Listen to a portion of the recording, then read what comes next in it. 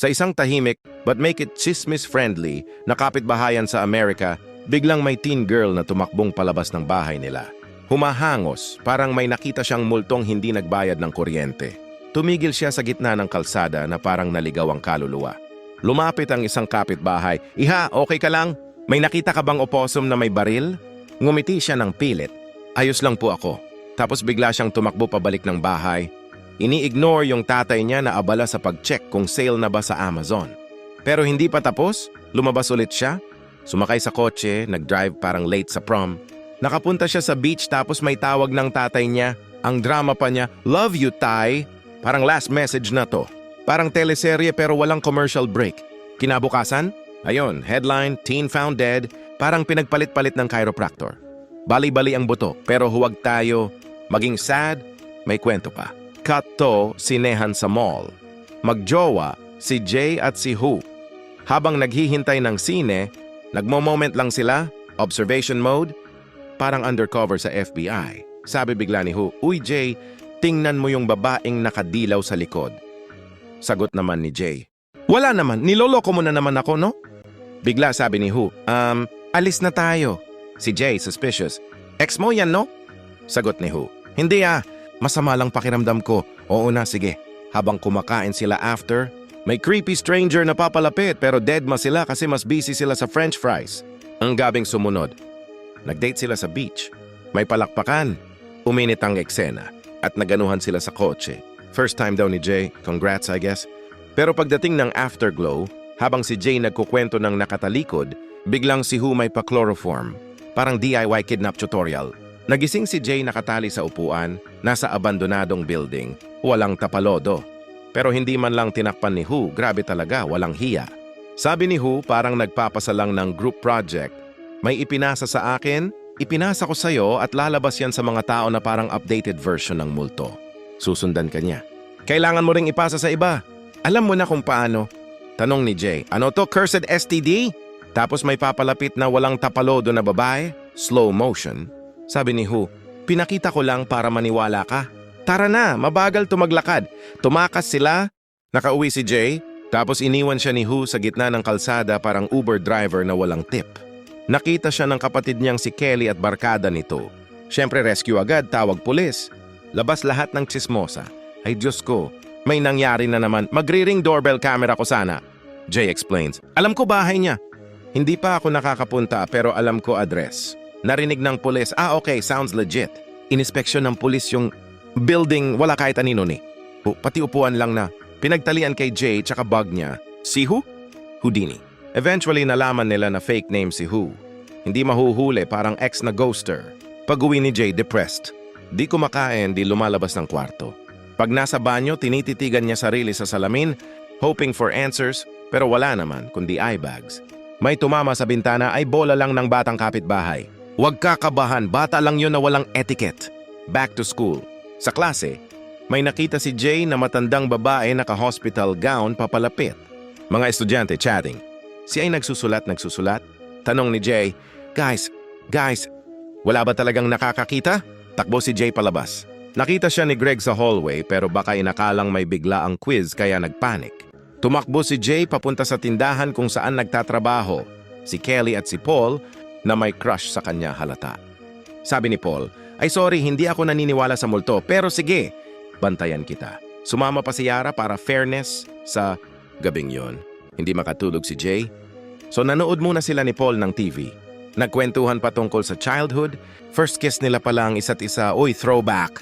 May nabasag na salamin. Si Paul tumingin, wala siyang nakita. Jay? Nasa kusina, takot na takot. At ayun, may walang tapalodo na babae papalapit. Habang umiihi si Jay. Literal, "This is not the time, sister, please." Sigaw si Jay, takbo sa kwarto, nagkulong. Dumating si Paul at Kelly. "Wala naman kami nakita." Pinakalma nila si Jay. May kumatok. Binuksan nila si Yara. But surprise, may matangkad na lalaking pumasok sa kwarto. Sabi ni Jay, "Nope." Tumalon sa bintana, tumakas. Pagkatapos tumalon sa bintana na parang stuntman sa murang pelikula, nakakita si Jay ng bisikleta sa kalye. Hindi niya alam kung kani-kanino pero sa sitwasyon niya, possession is 9/10 of survival. Kaya nilagarin niya paalis gamit ang bisikletang parang nalaglag sa garage sale. Habang todo pedal, nadaanan siya ni Greg na nakadate pa at nakakotse.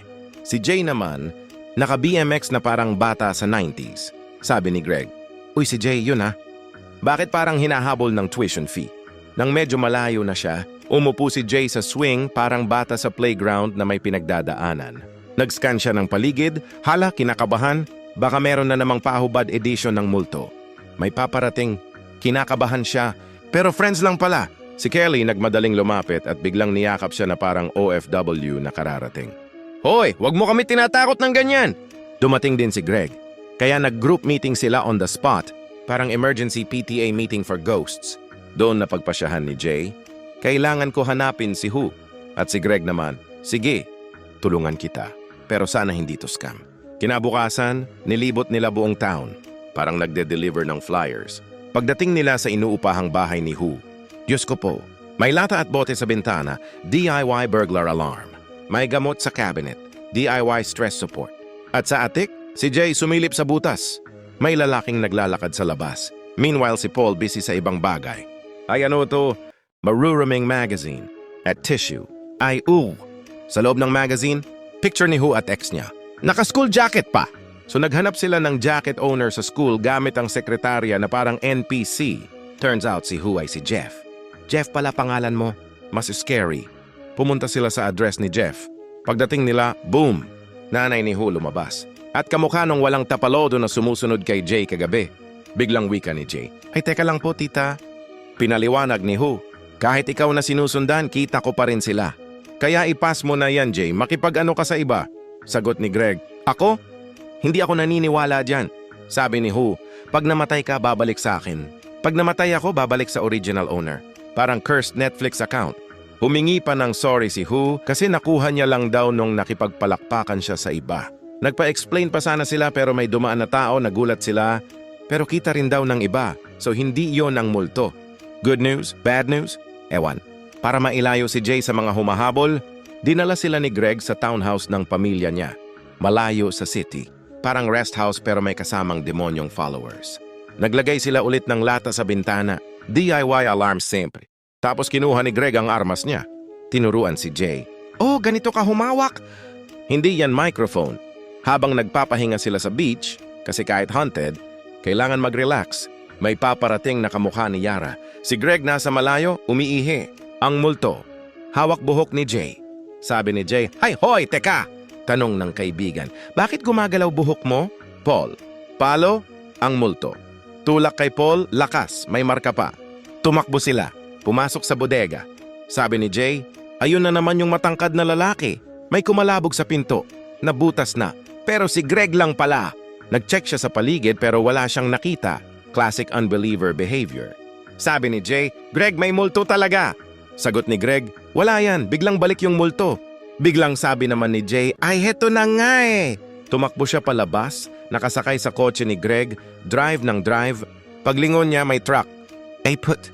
Nakaiwas siya pero tumilapon sa cornfield. Knockout. Nagising sa ospital. Bali ang braso at natatakot siya pag may naririnig na paa sa hallway. Sabi ni Greg, "Relax love, hindi to multo." At dahil ayaw ni Greg maniwala sa sumpa, ayun, may nangyari pa sa ospital. Si Paul naman, nagseselos kasi siya raw dapat may moment kay Jay. Third wheel talaga. Nakalabas si Jay, sabi ni Greg, "Wala namang humahabol sa akin eh." Sagot ni Jay, "Lucky ka." Pero yung iba naniniwala pa rin kay Jay. One night, nakita ni Jay yung multong kamukha ni Greg papuntang bahay ni Greg. Nag-break-in yung multo sa bintana. Tinawagan ni Jay si Greg, walang sagot. So tumalon si Jay sa bintana papasok sa loob. Sa taas may multong kamukha ng nanay ni Greg kumakatok sa pinto niya. Pagbukas ni Greg, chomp! Kinain siya parang barbecue. Si Jay, sumilip at nakita niya yung multo inaararo yung bangkay ni Greg. Sigaw ni Jay, "Ayoko na!" Takbo, car exit. Dahil wala na si Greg, balik ulit sa kanya ang sumpa. Sa forest siya nag-overnight. Camping with Ghosts Edition. Kinabukasan may 3 lalaki sa bangka. Si Jay, naghubad lumusong. "Kailangan ko ng wifi break." Cut to. Nasa bahay na ulit si Jay kasama sina Kelly at Yara. Si Paul dumating proudly. "Handa akong kunin ang sumpa. Tara Jay." Pero nung hahalik sana si Jay, "Ay wag, may plano ka raw? Tara." Habang umaandar sila, may nakitang mga sumusunod sa bubong ng bahay. Dumiretso sila sa pool ng university. Naggawa sila ng DIY electrocution trap. Parang science project na pang-exorcism. Si Jay lumusong sa tubig. Ulan sa labas, dramatic. Nagpakita yung kamukha ng patay niyang tatay, pero ayaw lumusong. Dinisconnect pa ni Multo yung electronics. Hinagis kay Jay, boink. Si Paul nagpaputok pero si Yara ang tinamaan sa binti. Paul, ayusin mo ang aim mo! Nagpaputok ulit. Kamay ng Multo tinamaan. Tinakpan nila ng kumot para makita. Boom pa! Tinamaan sa ulo! Laglag sa pool! Pero habang umaahon si Jay, hinila siya. Sigaw ni Paul. Putok, putok, putok. Finally, tinamaan sa ulo. Nakaahon si Jay pero may marka sa bukong-bukong. Tumitingin siya sa tubig. Puno na ng dugo. Art film vibes. Pag-uwi nila, sa wakas, natikman na ni Paul ang palakpakan, the moment he's been dreaming of. Finally. Kinabukasan, si Paul dumaan sa mga nagbebenta ng panandaliang aliw. Napaisip, dito ko ipapasa ang sumpa. Parang buy one, take one pero curse edition. Hapon na, naglalakad sina Jay at Paul hawak kamay, sweet. Pero hindi nila alam, may sumusunod sa kanila sa likod at doon nagtatapos ang pelikula. Huwag kalimutan i-like at subscribe para sa iba pang barangay horror recap. Salamat po sa panonood.